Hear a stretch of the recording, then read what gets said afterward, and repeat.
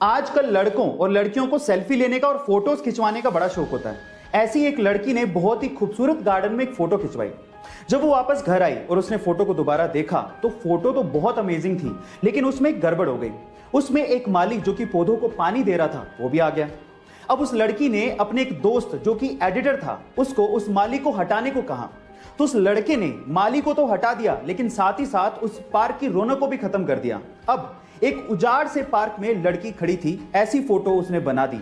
अब ऐसा करके उसने एक शानदार मैसेज देने की कोशिश की। गाइस, आपको इससे क्या सीख मिली चैट सेक्शन में जरूर लिखिएगा। मार्केटिंग आपके बिजनेस का एक बहुत इंपॉर्टेंट पार्ट होता है, और अगर आप अपने प्रोडक्ट की मार्केटिंग बहुत अच्छे से करते हैं तो आपके बिजनेस के वारे न्यारे हो सकते हैं। और कुछ ऐसे ही कर दिखाया मैकडोनल्ड ने। जी हाँ गाइस, रिसेंटली मैकडोनल्ड ने बहुत ही क्रिएटिव मार्केटिंग बोर्ड्स इंस्टॉल करवाए हैं। क्या खास बात है इनकी, मैं आपको बताता हूं। इन क्रिएटिव मार्केटिंग बोर्ड्स में दिन के अलग अलग समय आपको कौन सा बर्गर या फिर मैकडोनल्ड का कौन सा प्रोडक्ट अच्छा लगेगा या भाएगा, उस पे छाया का निशान पड़ता है, और दिन में सूरज के चढ़ने के साथ साथ वो बदलते रहता है। गाइस, आपको मैकडोनल्ड का ये क्रिएटिव मार्केटिंग आइडिया कैसा लगा चैट सेक्शन में जरूर लिखिएगा। अगर आपको तैरना नहीं आता है और गलती से भी अगर आप कहीं किसी सिचुएशन में डूबने लगे तो इन चीजों का ध्यान रखिएगा।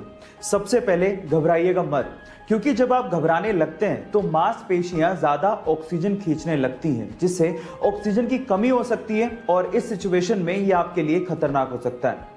नंबर 2, अपने सिर को ऊपर रखें और सामान्य तरीके से सांस लें। फेफड़ों में जब हवा जाती है तो वो आपको तैरने में भी मदद करती है। एंड नंबर 3, गाइस, अपने शरीर को खड़ा रखने की बजाय लेटाएं और अपने सिर को पीछे की तरफ रखें, और फिर धीरे धीरे अपने पैर चलाएं और किनारे की तरफ बढ़ने की कोशिश करें। इस तरह से आप डूबने से बच सकते हैं। गाइस, आप में से बहुत सारे लोग हेल्थ कॉन्शियस होंगे और उसके लिए वो सुबह शाम जॉगिंग भी करते होंगे, लेकिन पूरी दुनिया में एक देश ऐसा है जहां पर जॉगिंग करना गैर कानूनी है। इसका मतलब यह है कि अगर आप जॉगिंग करते पकड़े गए तो आप लोगों को जेल में डाल दिया जाएगा। जी हां, और वो देश है पूर्वी अफ्रीका का बुरुंडी देश, जहां के राष्ट्रपति ने सन 2014 में जॉगिंग को गैर कानूनी करार दे दिया था, और उसके पीछे की वजह यह बताई थी कि जॉगिंग की आड़ में बहुत सारे लोग असामाजिक गतिविधियां करते हैं। आपका इसके बारे में क्या ख्याल है चैट सेक्शन में लिखना मत भूलिएगा। गाइस, अगर आप एरोप्लेन पे ट्रैवल किए हो तो आपको ये पता ही होगा कि बहुत सारी चीजें एरोप्लेन में अलाउड नहीं होती, और उन्हीं में से एक है मर्क्यूरी वाला थर्मोमीटर। जी हाँ, मर्क्यूरी वाला ये पुराना थर्मोमीटर आप एरोप्लेन में नहीं लेके जा सकते। उसके पीछे का रीजन क्या है मैं आपको बताता हूं। एक्चुअली एरोप्लेन में बहुत सारा हिस्सा एल्यूमिनियम का बना होता है, और आपकी जानकारी के लिए मैं आपको बता दूं कि मर्क्यूरी एक ऐसा लिक्विड मेटल है जो कि एल्यूमिनियम के साथ तुरंत कंबाइन होके उसमें जंग लगा देता है, उसे गलाना शुरू कर देता है। मजे की बात यह है कि मर्क्यूरी इसमें खुद को कंज्यूम करता ही नहीं है, और वो तब तक एल्यूमिनियम के साथ रिएक्ट करता रहता है जब तक वो पूरी तरह से गल नहीं जाए। अब आप सोच ही लीजिए कि अगर मर्क्यूरी का एक छोटा सा बूंद भी एरोप्लेन में गिर गया तो क्या हालात होंगे। अगर आप मेरी तरह फुटबॉल के दीवाने हैं तो फुटबॉल का एक बहुत ही ओल्ड और बहुत ही प्रेस्टिजियस अवार्ड है जिसका नाम है फीफा बैलोन d'Or अवार्ड।